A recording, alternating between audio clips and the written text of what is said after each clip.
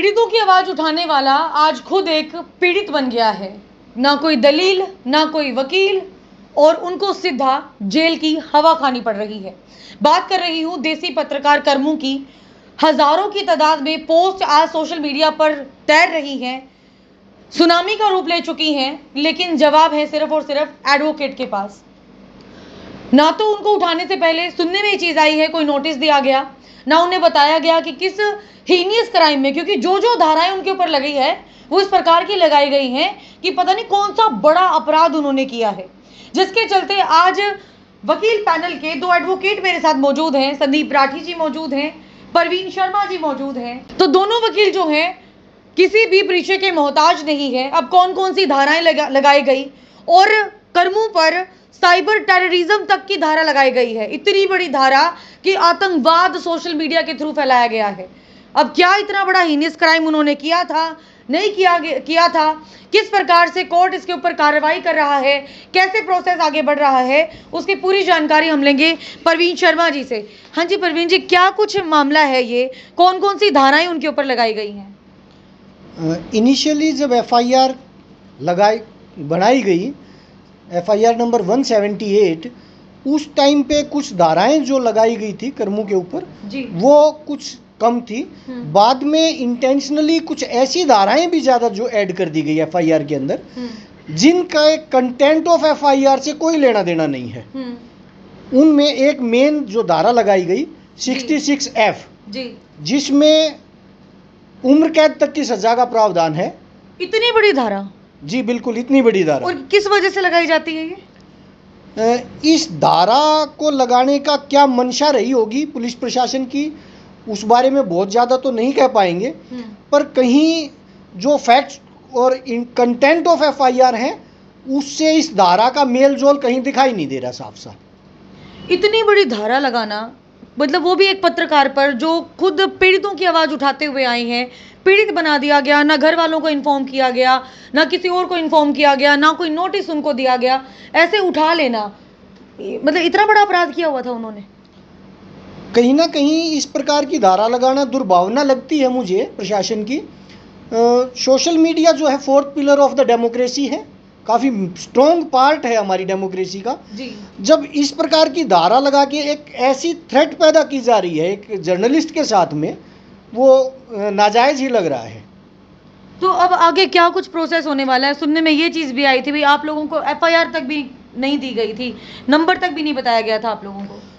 शुरुआत में तो हमें ये भी नहीं पता था कि उसको कहाँ पर अरेस्ट करके कहाँ पर डिटेन करके रखा गया है। जी। हमने कोर्ट में कई जगह पर अपने अलग अलग एडवोकेट्स बैठा रखे थे कि भाई पता नहीं किस कोर्ट में पेश करेंगे।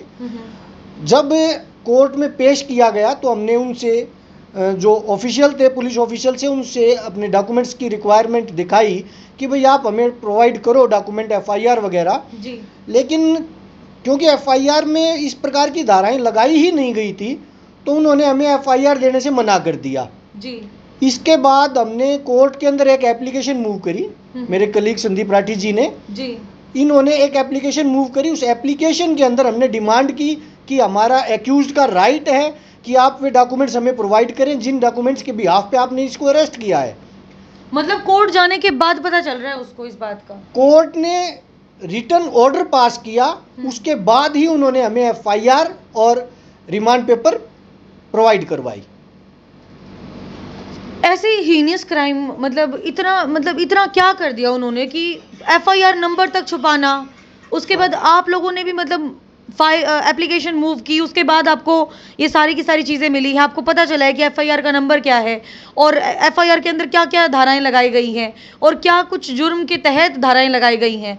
तो मतलब इतनी सारी चीज़ें छुपाना और उसके बाद क्या मानते हैं आप? देखिए मैम, जर्नलिस्ट की छोड़िए, एक आम आदमी के कुछ फंडामेंटल राइट्स हैं। अगर उसको सबसे पहले उसके खिलाफ कोई एफआईआर कुछ भी होता है उसको नोटिस दिया जाएगा, नोटिस से उसके जवाब लिया जाएगा। अगर उसको अरेस्ट किया जाता है तो उसके एफआईआर नंबर है और एफआईआर दी जाएगी। इस केस में बड़ा अजीब हुआ है। हमने जब डिमांड की प्रशासन से कि हमें डॉक्यूमेंट्स क्या एफआईआर है किस सेक्शंस में हमें बताया जाए, वो बिल्कुल मना कर दिया गया कि हम आपको कोई भी डॉक्यूमेंट्स नहीं देंगे। उसके बाद फिर हमने एप्लीकेशन एक मूव की और मैं आपको बता दूं और दर्शकों को कि माननीय कोर्ट के आदेश के ऊपर आदेश के बाद ही हमें डॉक्यूमेंट्स मिले हैं जी। तो ये बड़ा अजीब वो है कि एक फंडामेंटल्स राइट थे। दूसरी बात एक 66F है जो कि साइबर टेररिज्म के लिए लगती है और ये धारा बाद में ऐड की गई है और इसका मनसा मुझे देखिए मेरा अपना ओपिनियन है कि जो FIR के कंटेंट से उसके अनुसार ये धारा नहीं बढ़ती और ये धारा इसीलिए लगाई गई कि ज़्यादा से ज़्यादा समय कर्मों को जेल के अंदर रखा जाए और एक प्रेशर क्रिएट किया जाए, एक मैसेज दिया जाए। शायद यही सोच के मेरा अपना ओपिनियन की धारा ऐड की गई, बिल्कुल गलत ऐड की गई है ये और एक जांच होनी चाहिए थी। और एक माननीय सुप्रीम कोर्ट में अरनेश कुमार के केस में एक आदेश दिया था कि जिस केस में 7 साल तक की सज़ा हो वह उन केसेस में अरेस्ट ना किया जाए, अगर आयु चाहे तो नहीं कर सकता है। तो जितने अन्य सेक्शंस थे वो सारे इस तरह से जो थे 7 साल से नीचे की सज़ा थी। शायद उसी चीज़ को एक बाईपास करने के लिए ये धारा लगाई गई कि इसमें उम्र कैद है और इसको हम अरेस्ट कर ले। फिर सर मैं यही चीज़ आपसे जानना चाहती हूँ, अब जैसे कई लोग हैं जो लगे हुए थे, मतलब इसमें क्योंकि आपने बताया कि धारा इस प्रकार की लगाई गई हैं सोशल टेररिज्म की।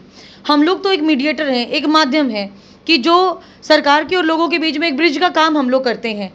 सरकार के लिए भी हमने कहीं ना कहीं बिल्कुल आसान रास्ते कर दिए हैं कि आम जन मानस की जो भी समस्याएं हैं वो सरकार तक पहुंचे, प्रशासन तक पहुंचे। लेकिन इस प्रकार से अगर किसी पत्रकार की आवाज को दबाया जाएगा, इसको आप क्या मानेंगे? देखिए जो जर्नलिज्म है वो 4th पिलर है, लोकतंत्र का 4th पिलर है और हमारे देश में कुछ फंडामेंटल राइट्स हैं। अगर आपने अरेस्ट करना था, उन पर कार्रवाई करनी थी, जो उसके फंडामेंटल राइट से कम वो वायलेट नहीं करने चाहिए थे। और मैं माननीय उच्च न्यायालय, माननीय हाई कोर्ट तथा सुप्रीम कोर्ट से आपके माध्यम से भी रिक्वेस्ट करूंगा कि इस तरह के इस केस में शू मोटो लिया जाए कि पत्रकार न केवल कर्मों के बल्कि अन्य के खिलाफ भी FIR दर्ज की गई है जो 18 तारीख को दर्ज की गई है। जी, मतलब 18 तारीख को दर्ज की गई थी और 19 तारीख को शायद उनको उठाया गया है।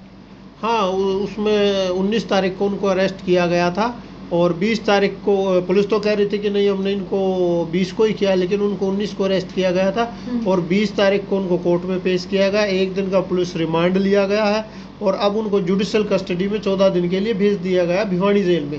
और अगली जो सुनवाई होगी वो कब तक होगी वकील साहब? वो आगे की 4 सितंबर नेक्स्ट डेट फिक्स की गई है कोर्ट के द्वारा। और इसी बीच अगर किसी भी मतलब कैदी को अगर बेल लेनी है तो क्या कुछ प्रोसेस रहता है?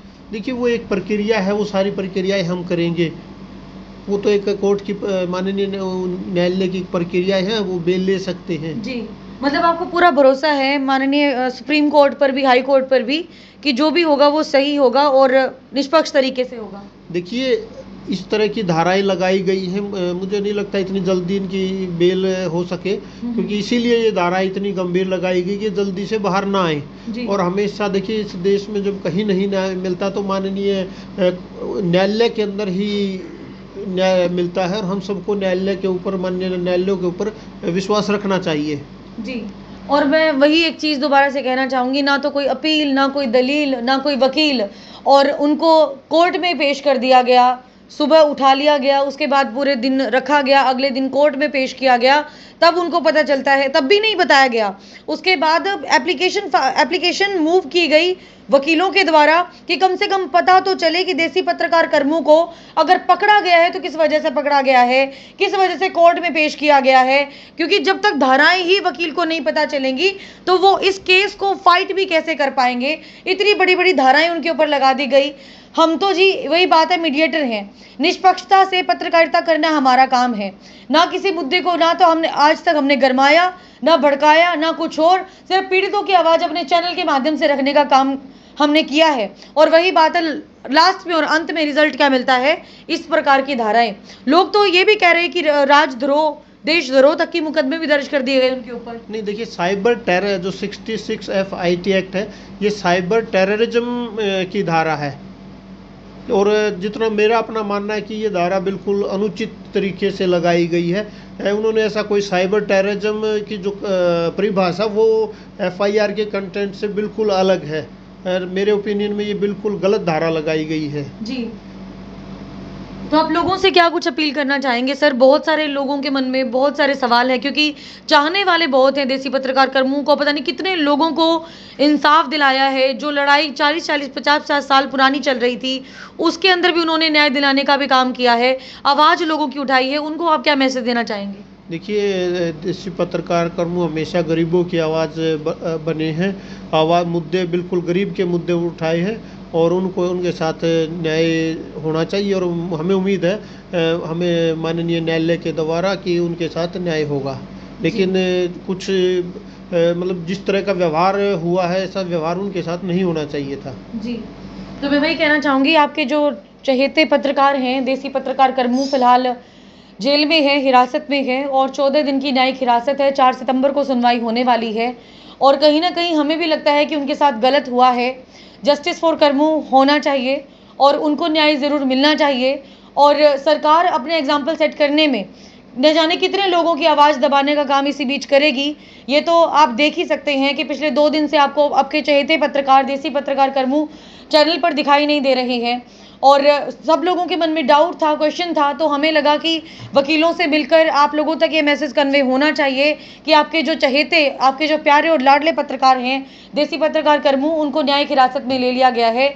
4 सितंबर को सुनवाई होगी, लेकिन इसी बीच हो सकता है कि सुप्रीम कोर्ट में जो है बेल का क्या करवाया जाए सर?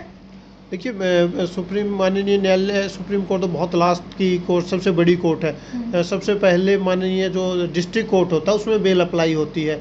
अगर वहाँ नहीं मिलती तो फिर हाई कोर्ट जाना पड़ता है।